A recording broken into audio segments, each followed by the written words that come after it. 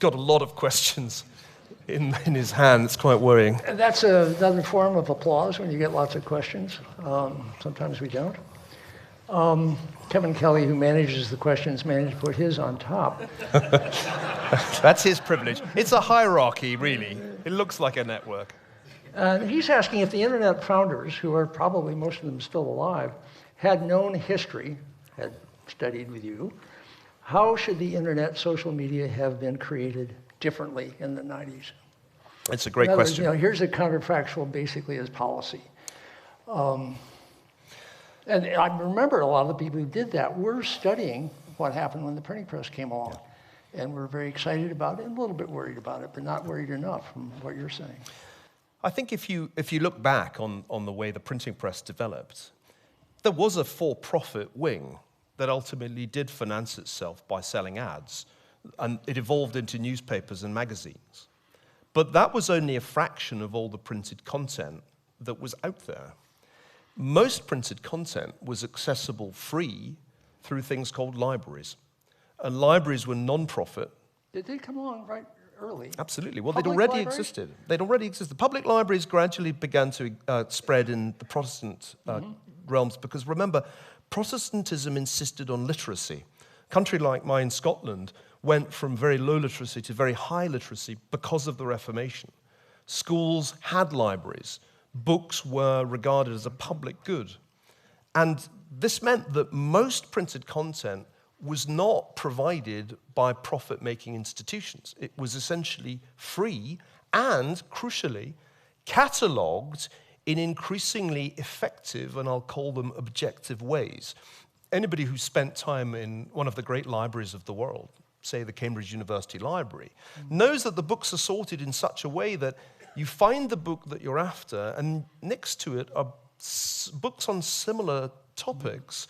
This is an incredibly valuable thing if you're doing serious research. Google is not like that. You may think Google is like that, but you're wrong, because that is not how search works.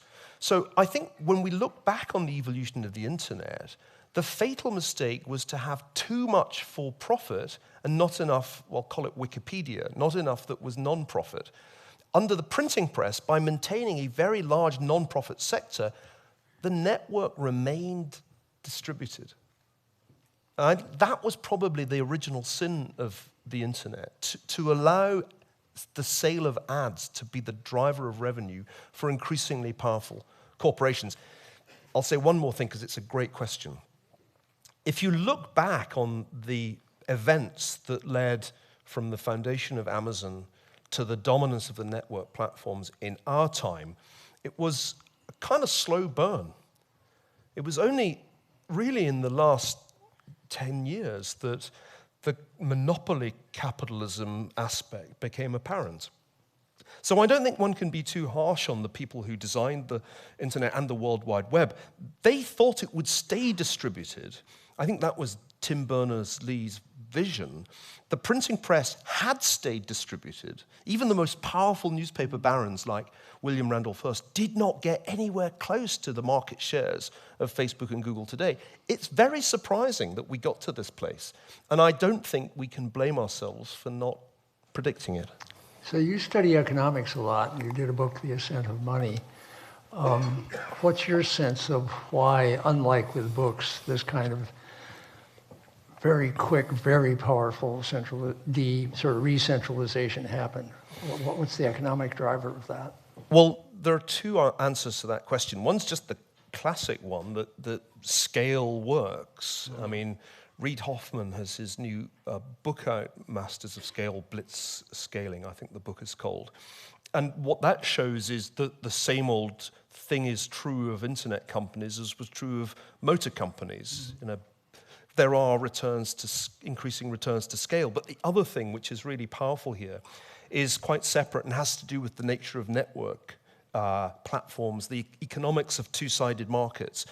It turns out that in the domain of networks, the power law, or the Zipf's law rather, applies more strongly. Under Zipf's law, in a network market, it's a kind of 90% to the winner, 9% to the runner-up, and 1% to everybody else outcome.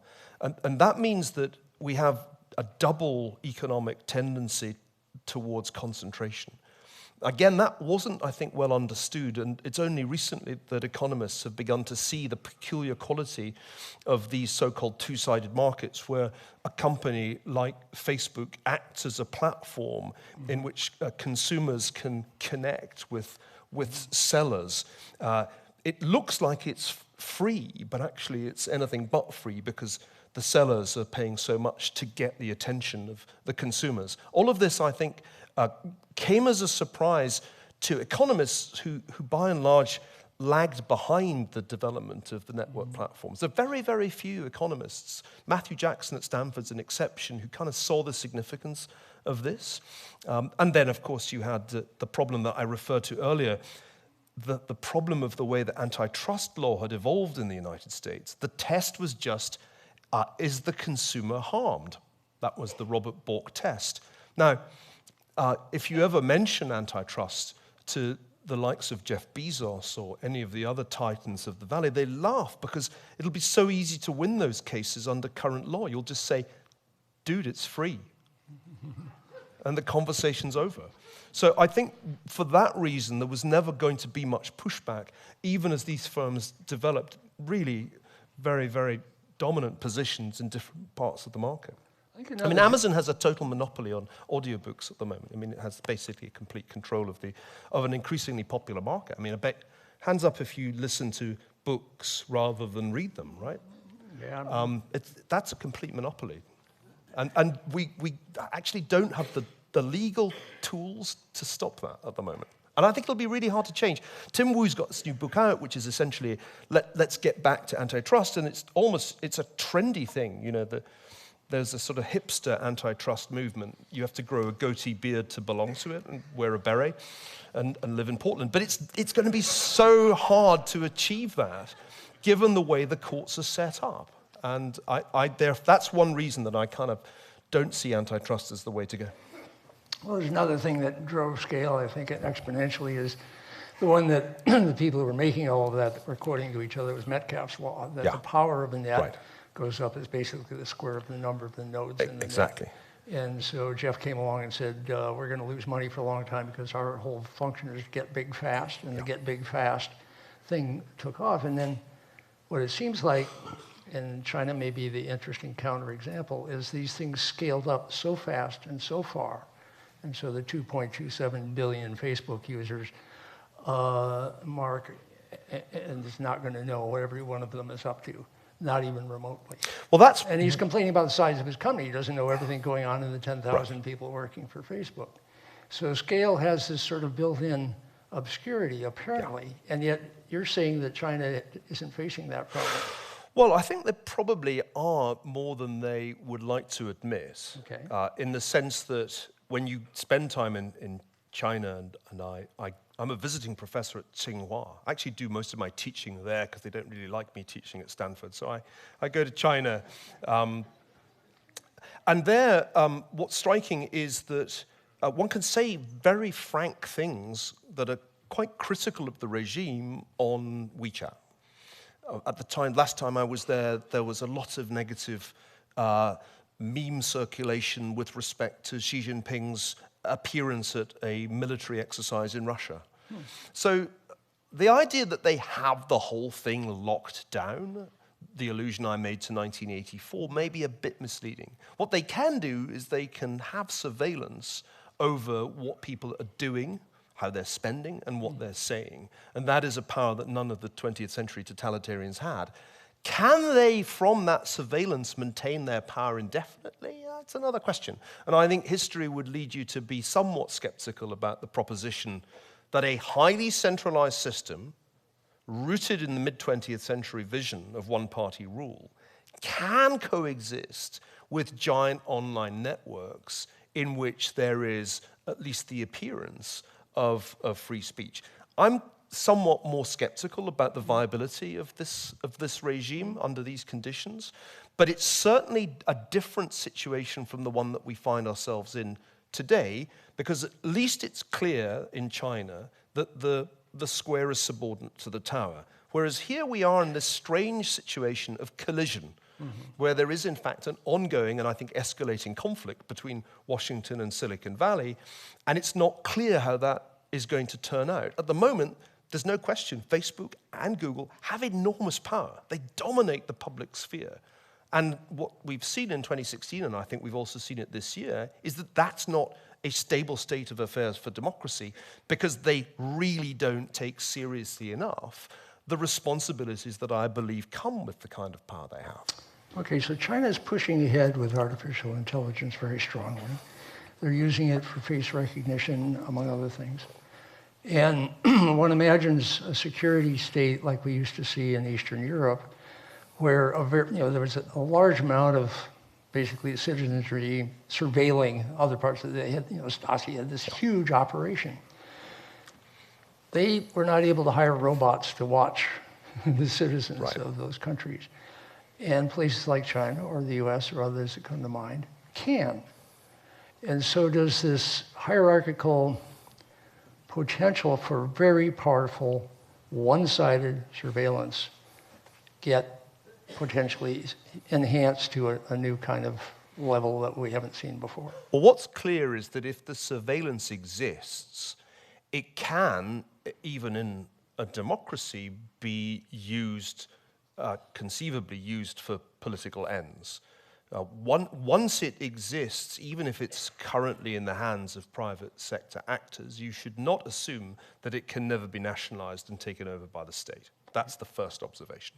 The lesson of the 20th century is that any corporation can be nationalized, that those sorts of political events are far from low probability. Like AT&T was back in the day, in a sense. Well, I'm thinking also of the way in which, even in the recent past, we saw the entire government-sponsored entities that run the housing industry taken into what was politely called conservatorship, but they were basically nationalized during the financial crisis.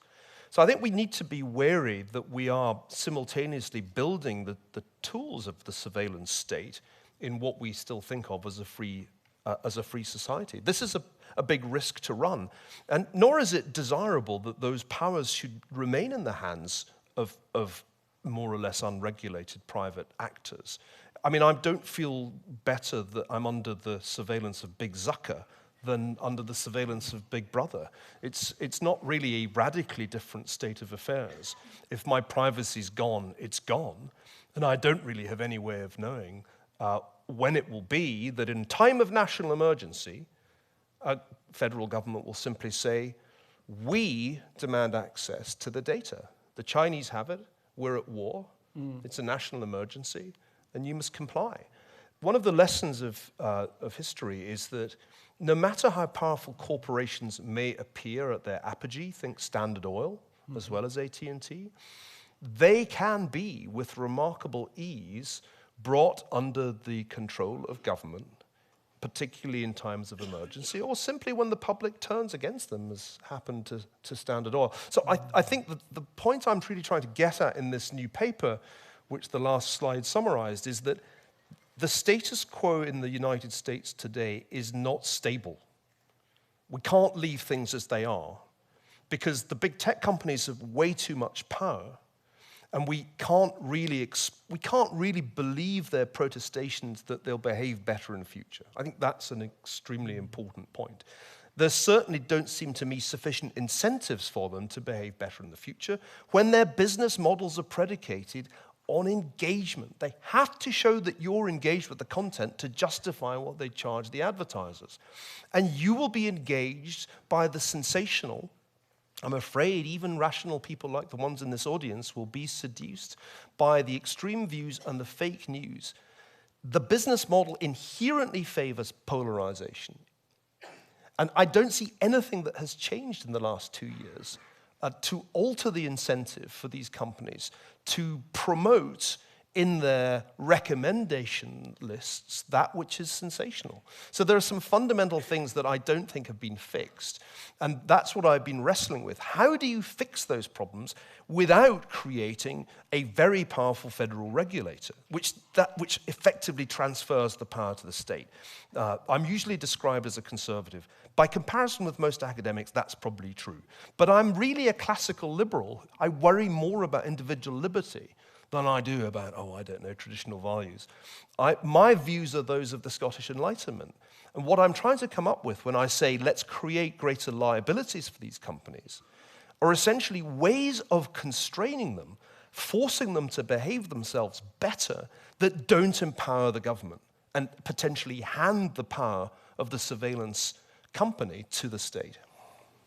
Well, here's a question from Sean Jewell, basically relating to your piece of history accelerating. It says, seems like tech is progressing faster than our government's ability to regulate. Is this novel? Has this happened previously in history? Governments, this is one of the things that so long now has this layered thing of how commerce moves very rapidly, and governance, not necessarily governments which turn over, but the nature of governance is slower than that. And in these kind of debates, we're always saying, well, that's terrible because governance can't keep up with what needs to be governed. Has that happened before, and what do you have to say about that? Always, that's the standard pattern. The innovation doesn't come from the hierarchy, it doesn't come from the government. The innovation comes from the network. That's very clear. The Industrial Revolution isn't the product of a few brilliant people who dreamt up the steam engine. The Industrial Revolution happens because there's a network of people, some academics, some just almost self-taught engineers, who together solve a series of problems that really were first thought of properly in the scientific revolution, but didn't really get thought of technologically until the late 18th century. So the network's creative, but here's a really critical difference. The technologies of the Industrial Revolution that were so important in propelling the world out of what was more or less sustained poverty, by and large produced networks with a hub-and-spoke architecture. Think of railroads. Think of the telegraphs. Think of the steamship companies. So that Industrial Revolution technologies, which were certainly not the creation of the state, lent themselves very readily to state control. As long as you controlled the hub, you controlled the railroad network, you controlled the telegraph system. So in the 19th century, what happens is that private entrepreneurs beginning in the British Isles invent railroads and they invent telegraphs and they start building them. It's entirely done by private enterprise. And within a very short space of time, these technologies are adopted by European governments, and then they're adopted in North America, and they're rolled out, and they're extraordinarily easy to control centrally. The 20th century regimes that we think of as the totalitarian regimes, beginning with the Soviet Union, understood that with hub-and-spoke technology, he who controls the hub controls the network. Stalin literally controlled the central switchboard of the Soviet telephone network, and would routinely, as Steve Kotkin shows in his brilliant biography, tap the phones of other members of the Politburo. So I think the difference in our time is that what happened in the 70s was essentially the Pentagon said, look, we're kind of busy with the Vietnam mess. Could you just kind of do what you want to do out there with what was then ARPANET? There was a moment at which the state basically let go of what was to become the internet. And the innovation happened in a kind of almost a fit of absence of mind by the national security state. It grew very rapidly, and because of the way that it was designed, it was highly decentralized. I actually have a lovely picture on my office wall that caught Eric Schmidt's eye the other day as he was passing it, of the original ARPANET, which has a kind of square shape, and all the different nodes are marked on it, like Stanford and Harvard. And Eric was pointing out where he actually was in the Xerox node. There's one little node down in the bottom right-hand corner that just says Pentagon. It's not in the middle. It's not the center of this kind of hub-and-spoke type architecture. It's just one node in what is a distributed network. So that's different in our time. Here the technologies raced ahead precisely because it was designed to be decentralized. And nobody, I think, expected it not to stay that way. Two questions, one from Alex Pico, one from Kevin Kelly, both basically raising the question of television and where it fits in. Harkening back to 2016, you've done a counterfactual of what if there was no social media. A similar one would be what if there was no Fox News. Right. The process of polarization, let me make it clear, predates Twitter. This was already a pretty polarized country, even before the advent of the internet. What the cable TV revolution did was to end those regulations that had enforced rules on political coverage, rules that would require even airtime for rival candidates, and created a new architecture in which you could have liberal news and conservative news. But I think what's striking about the last 10 years is the way in which our pre-existing division, and it's a division not just between liberals and conservatives, there's also this exhausted middle of people who think of themselves as independents, but this division has been exacerbated by social media. And it's interesting to watch the way that the established media, not only TV channels but also newspapers, got into a curious feedback loop with social media where they would notice that their social media numbers were boosted by Trump appearing. This is the Morning Joe story. And they would say, gee, we're doing really well on Twitter this morning. We should have him back. And so there was this curious symbiosis between what we think of as mainstream media or traditional media and the new media, to the point that the one became somewhat parasitic on the other. So I think the polarization is not new. There have been other periods in American history of great division. Let's not forget there was an actual civil war. Right now we just have a kind of virtual one. But I think the social networks have made it worse, and there's lots of good evidence for that. Jonathan Haidt, my friend at NYU, whose brilliant book with Greg Lukianoff, The Coddling of the American Mind, you should all read. He had a great illustration of this, showing the increase in the proportion of people who say they hate the other party. And that's something really quite recent. So I do think we're in new territory, and it's not right to say, oh, it's just it's just the way it was. Because the way it was in the early days of Fox News and the way it was then on CNN was very different. I mean, if one went back now and looked at the content that those networks were putting out in the early days, one would be quite startled by how bland it would seem. So networks are described as sort of three modes: centralized, decentralized, and so-called distributed, where there's basically not so much in the way of hub activity. I was in Prague a couple of weeks ago for a gathering of the Ethereum blockchain crowd at DevCon 4. And there was this sort of groundswell of hopefulness and kind of joy about the process of developing a seriously distributed network that can cut across a lot of things which tend to keep flying into the hierarchical mode. And toward the end of your book, and you did this book about money after all, you call attention to Bitcoin and smart contracts and blockchain in general. Where do you see that fitting into the story as it comes to pass or doesn't come to pass? Yeah, it's a great question, and to all the Bitcoin holders in the audience and on the platform, it's been a pretty bad time. Down below 6,000 today, ouch. You have some. I do. Nouriel Roubini is gloating as we speak. He's sought to relaunch his career as the prophet of the doom of crypto.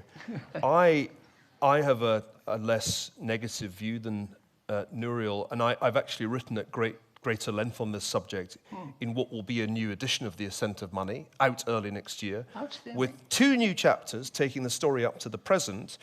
And one of the last chapter is entitled From the Euro to Ethereum.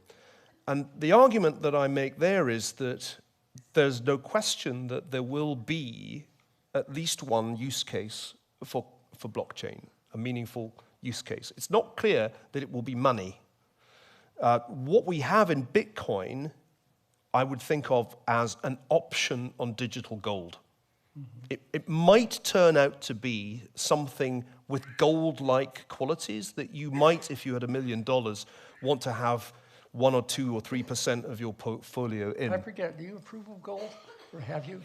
My view is that if you have $1 million, lucky you. If you have a large amount of money and can afford to have a diversified portfolio, you should. If you're a regular professor, you probably are long real estate, whether you like it or not, because most of your portfolio is that incredibly expensive house that you had to buy near the Stanford campus. So This is a sort of recommendation for the high net worth individuals in the room, not for the regular folk. But if you have a relatively high net worth, let's say north of $1 million, then you might want to have 1 or 2% of it in something like gold, something like Bitcoin, just because it behaves differently from the rest of your portfolio and is unlikely to be wiped out if the stock market crashes. It'll just behave differently. The problem with Bitcoin, and this is a long conversation, I'll try and keep it short, is a couple of things. One, while it might be a cool store of value, remains to be seen, or at least an interesting asset to own, it's definitely not something that you would transact in. It's difficult for transactions. So it's not making the cut as money conventionally understood. The other problem is that even although it was designed to be decentralized, it's funny how the mining got concentrated super fast and in China. That definitely wasn't part of the plan, and it's an illustration of how the best laid schemes of distributed network designers often go agley, as the Scots put it. How does the Chinese government treat the ownership of Bitcoin in China? Well, the interesting thing about the Chinese government strategy is that it wants simultaneously to prevent Bitcoin being held by Chinese citizens, but control the network via mining. And that's not a particularly enticing prospect, given that if you have more than 50% of the mining, then you potentially control the whole blockchain and you can alter it. So here's the way I'm thinking about it now.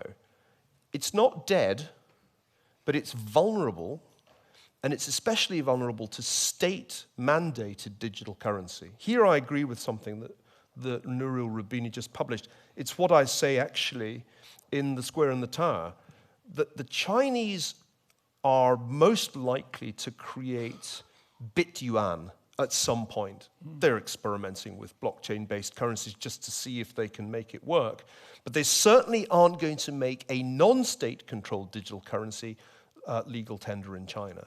So the use case for blockchain probably isn't money. It may very well be that there are uses for blockchain. I know there are some people in the audience who take a different view, but there may be uses when it comes to the storage of data in forms that don't require high frequency of change. Title deeds is the case that most often gets cited. But I guess the story of the crypto experiment really is a chapter in financial history that illustrates a point you made earlier, Stuart, the way in which innovation runs ahead of regulation. A lot of terrible analogies were drawn last year with the tulip mania.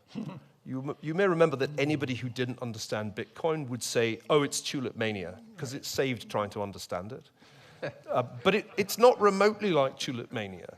What it is like is a phase of innovation that produced the instrument we call the stock or equity. And that innovation in the early 18th century produced bubbles, just as we've seen in the last 12 months, chaos, fraud. It's a free-for-all very similar to the Mississippi bubble and the South Sea bubble of the early 18th century, at the end of which the notion of equity finance survived. There really was a use case for this. Right. That's so I think it will be somewhat similar here. In the end, something will come of it. I don't think it all ends up as zero. Can it stay, say use cases developed for blockchain apart from currency, as these secure public ledgers that really are distributed? Do you see that as some kind of, if that develops, is that some kind of Wikipedia-like leavening to the problems you see here? Potentially.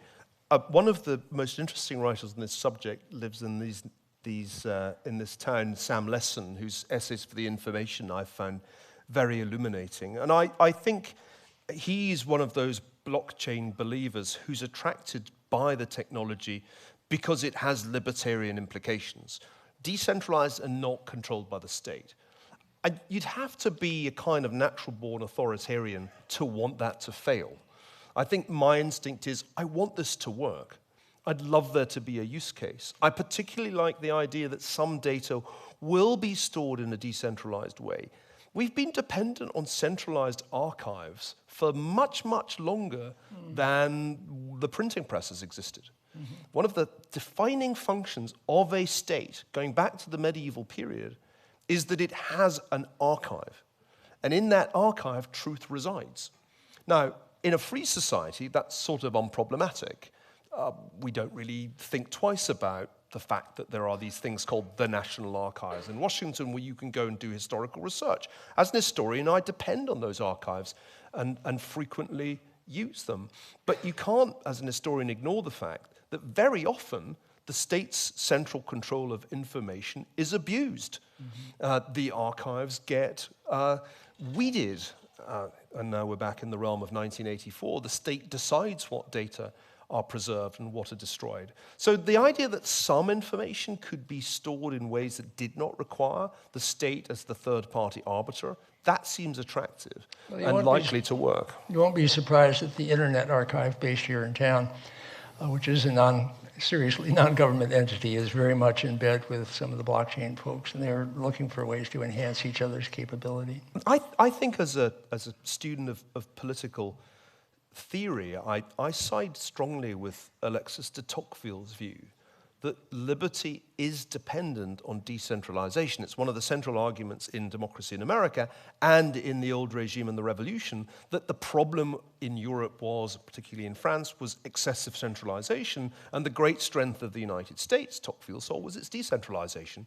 Well, lo and behold, we've ended up being pretty centralized. And I think we need to think of technological ways, but also of good old-fashioned political ways to be more decentralized. That should be a kind of goal that liberals and conservatives can agree on. We should be a little bit more like Switzerland in our governance and a little less like France. So you as a conservative, it must be interesting times. I think the liberals haven't really had to change their worldview very much, but David Brooks is sort of complaining to the world that as a conservative feels like he doesn't have a home anymore. There's no political party he can call his own because of what's happened basically with conservative politics in the last couple of elections. And here in California, Orange County used to be totally red. It was totally Republican. Now it's totally blue. And there's a supermajority of Democrats in our state legislature and so on. Are these interesting times for you as a conservative? There's definitely a ruder way of asking that question. Of course. Are you or have you ever been a defender of Donald Trump? That'll be the question asked in the great investigative inquiries held after Donald Trump's departure from the White House. I mean, I think, as I said, I don't really see myself as a conservative. I'm a classical liberal. I'm rooted in the teachings of the late 18th century Enlightenment thinkers. And the good news is that late 18th century ideas turn out to work quite well. And did those come out of literacy? Did that come out of the printing press? Oh, absolutely. I mean, after the Reformation? The reason the Enlightenment happens in those places where it happens is that they'd had the Reformation. The thing about the Reformation is it has this unintended consequence. You teach people to read so that they can read the Bible, and then they can read anything. It's the great unintended consequence of the 16th century. And in Scotland, which in the initial phase of the Reformation is basically like Afghanistan under the Taliban. I mean, you have this sort of ultra-Calvinist regime in the south of Scotland and warring tribes in the north. It's a complete Afghanistan situation. In the space of 100 years, because of literacy, it leaves behind these crazy battles of the Reformation and arrives at the ideas of Adam Smith and David Hume and the rest. So that's a kind of reason for optimism. And the ideas of the Enlightenment spread through a network. I talk about this in the book. The Enlightenment was a network. Nobody sat at head office saying, what shall we do in the Enlightenment today? There's no chief executive of Enlightenment Inc. It's actually just a bunch, I'm really sorry to say this, of white guys. There are some women, it's mostly guys. Writing to one another, publishing stuff. Jefferson is sitting, getting his collection of books shipped over. Franklin, too. The ideas of the Enlightenment cross the Atlantic through the Enlightenment network. They go very global. It's remarkable how far, say, Voltaire's ideas travel. And out of these ideas comes a design for a republic which is going to be new and innovative in being designed to avoid tyranny. Now, the classical theory of politics said, if you have a democracy, it'll become a tyranny. That just always happens. That was the standard view right the way from the ancient they world studied the history of the founding fathers. Deeply. They were looking at the Republican, or at the Roman Republic, at the Venetian Republic, at the Iroquois League. They're constantly asking historical questions about how can we avoid that happening here?